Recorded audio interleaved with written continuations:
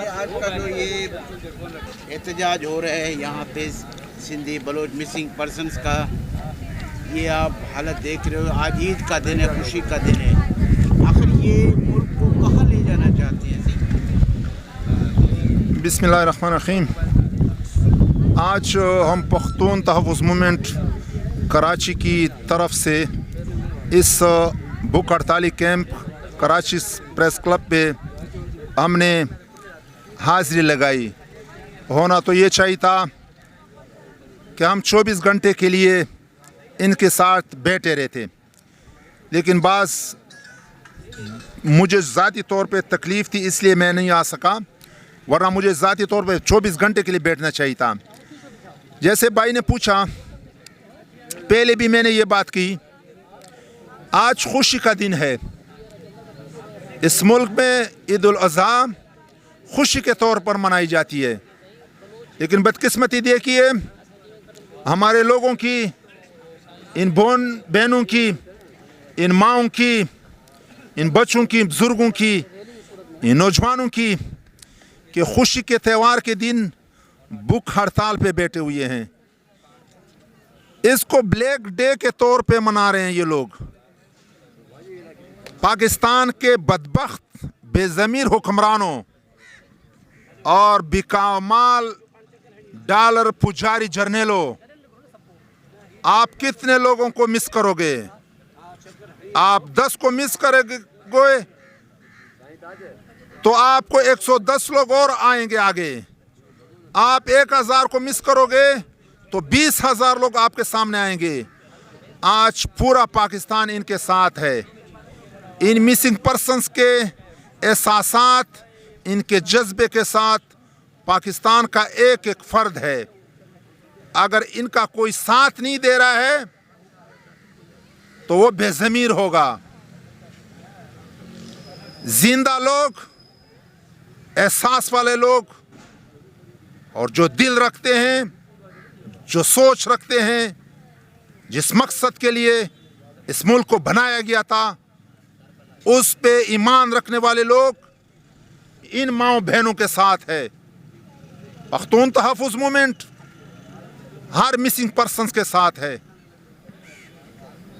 हमारे एहसासात, हमारी हमदर्दियाँ तमाम उन लोगों के साथ हैं, चाहे वो बलोच हों, वो पख्तून हों, वो कश्मीरी हों, वो सराइकी हों, वो शिया हों, वो किसी और मसलक के साथ वाबस्तगी रखने वाला हो। मिसिंग पर्सन्स किस आइन, कानून, मजहब में है, ये सिर्फ इन दलाल जर्नेलों का एक फिनोमिना है। इनका इजाद करता एक नुस्खा है। ये समझ रहे हैं कि हम लोगों को एबडक्ट करेंगे, लोगों को मिस करेंगे तो आवाज़ें दबेंगी। ये इनकी भूल है, ये कमफहमी है, ये पता नहीं किस दुनिया में रहते हैं। आप जितने लोगों को दबाएंगे आवाज़ें और उभरेंगी। और मैं तमाम मिसिंग पर्सन्स के लवाहिकीन को ये यकीन दिलाता हूँ कि पख्तून तहफ़्फ़ुज़ मूवमेंट हर एक के साथ है और फ्रंट पे होगी। जब भी, जहाँ भी आवाज़ उठाई भी है, एक भी मिसिंग पर्सन्स इस मुल्क में रहा, फिर भी PTM आवाज़ उठाती रहेगी। हम साथ हैं, पहले भी साथ है, आइंदा भी साथ होंगे। हालात चाहे कुछ भी हों, हालात चाहे कुछ भी हों, हम साथ होंगे। PTM का एक एक कारकुन साथ होगा। ये मंजूर पश्तीन की तालीमात है, मंजूर पश्तीन की आवाज़ है, और मंजूर पश्तीन का ये फ़लसफ़ा है कि हमने इस मुल्क में, इस पूरे रीजन में इंसानी हकूक़ लोगों की दिलवाने हैं, शख्सी आज़ादी दिलानी है, एक्सप्रेशन ऑफ स्पीच दिलाना है। तो ये लोगों के जज्बात के साथ, लोगों के एहसासात के साथ ये खिलवाड़ बंद किया जाए। ऐसा ना हो, ऐसा ना हो, नुकसान उठाया है पहले भी, इस दफ़ा ये मुल्क वो नुकसान फिर उठाने की सकत नहीं रखता। तो हम एक दफ़ा फिर ये यकीन दिलाते हैं कि हम तमाम मिसिंग पर्सन्स के लावाहिकीन के साथ हैं। हमारी आवाज़ हम आपके शाना बशाना खड़े होंगे। बहुत बहुत शुक्रिया, बहुत बहुत मेहरबानी।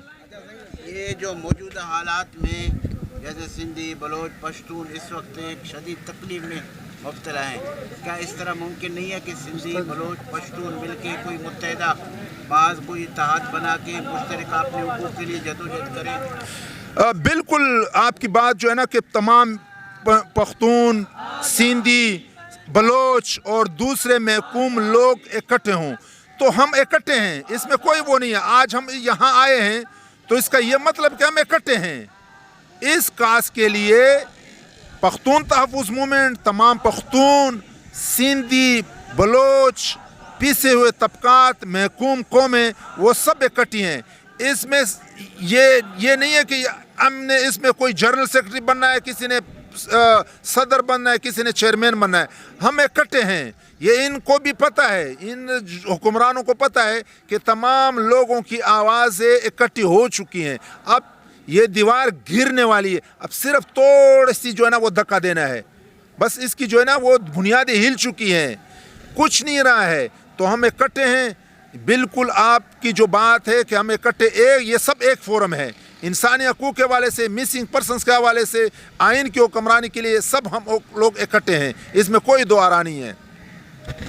मरूची की रूचा के द्राए कौल के अर्ज को जाके वशियो शाद गली रूचे भले मरूची मैं माँ तो गुहार के हमा माँ तो गुहारा के आया वती ज़रूरत है वास्ता कदी डरना नयत को वती कार न कुर्तगा भले मरूची अंचू मजबूरा के आ बेजा दा क्वेटा दा कराची दा इस्लामाबाद वती पे तो ब्राते ओ आनी गुहार वती ब्रासा नहीं वास्ता ओ चौक वती पैसे वास्ता चुन दरपा दरा मरूची की रूचा के दुनिया तहा मजने मुजरिमा और मजने के जाबेरा आए के जबर कनू का आयारा इजाज़त भी थे कि आवती फैमिलियों को मिलत कना आया गो वक्त गुजारित कना आया गो वक्त स्पेंड कुत कना भले बीत का के माँ आमा कलभूषणा हूँ मैं वैल्यू कम में के आमा कलभूषणा शुमा पाचू इज्जत सरा चू यल दाता भले मरूची मैं के एक डॉक्टरी के मरूची शुमा जिंदा ने तहा कोता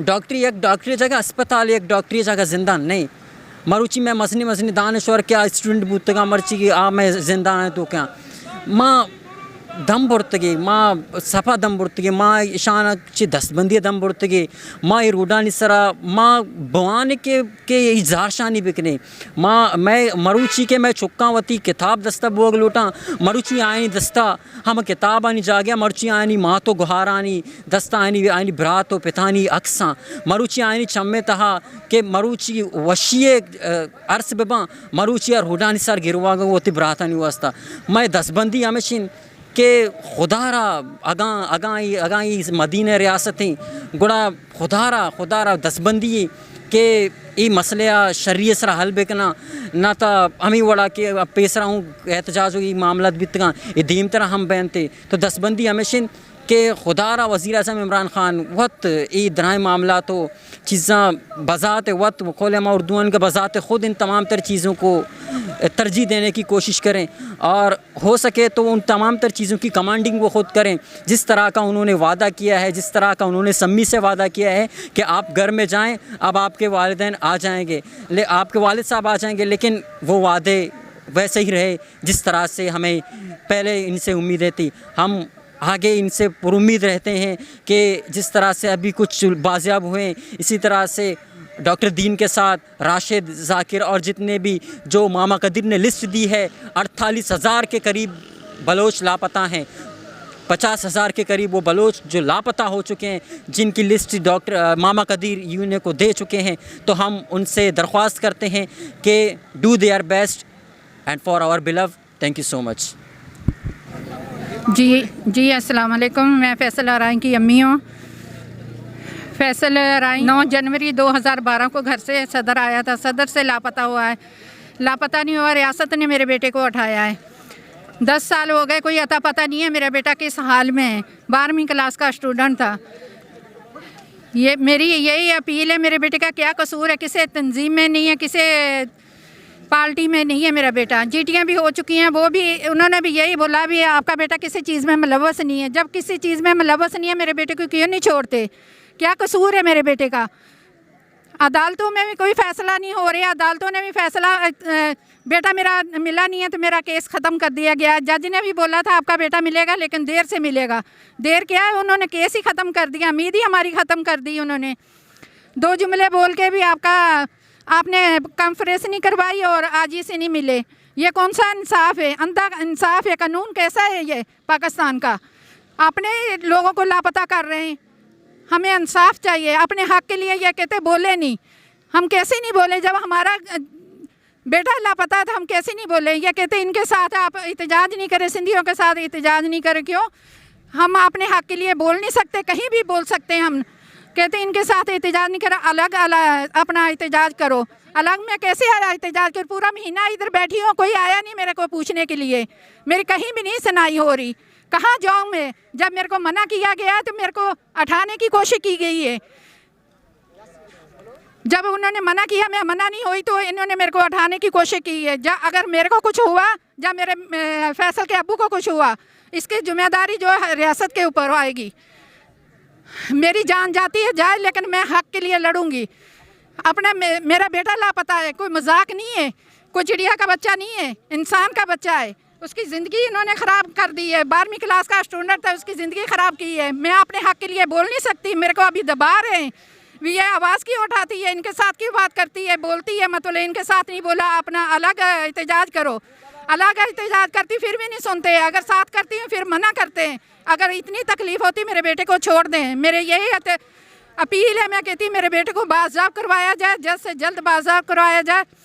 ना इंसाफ कोर्ट से मिल रहा। कोर्ट वाले ने बुलाया था, जज ने यहाँ तक बोला, जज भी मिले हुए हैं, यहाँ तक बोल दिया ये इनको ऐसे ही रख रहे हैं या पक्का भी कर रहे हैं। इसका क्या मकसद है? फिर बाद में ये कहा गया ये इनके पैसे वाले तो नहीं है। पता नहीं ये इन्होंने कौन से किस वजह से पकड़ा मेरे बेटे को। कम से कम ये तो बोले मेरे बेटे का क्या कसूर है, हमें तो पता चले ना। ये इनके आपस में इनकी चलती हैं। कोई कहता है ये पैसे वाले नहीं है, कोई कहता है भी